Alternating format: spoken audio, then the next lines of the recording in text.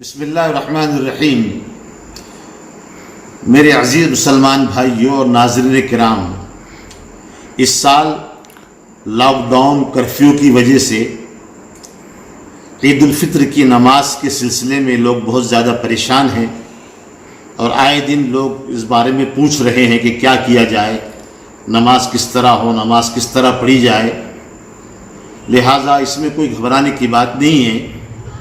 جیسے ہم نے لاک ڈاؤن اور کرفیو کے اندر اپنے اپنے گھروں میں یا 4-5 لوگوں نے مسجدوں کے اندر نماز پڑھی ہے، اسی طریقے سے ہم اپنے گھروں کے اندر یا 4-5 لوگ مسجد کے اندر جو ہے وہ عید کی نماز پڑھے۔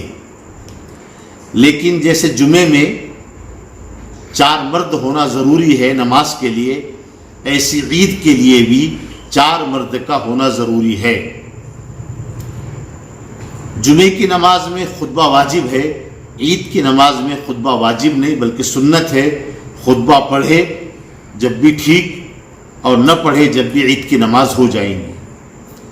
اگر کوئی شخص خطبہ نہ پڑھ سکتا ہو تو وہ پہلے خطبے میں کوئی قرآن کی چھوٹی سورت پڑھ لے، دوسرے خطبے میں دوسری کوئی سورت پڑھ لے، خطبہ ہو جائے گا۔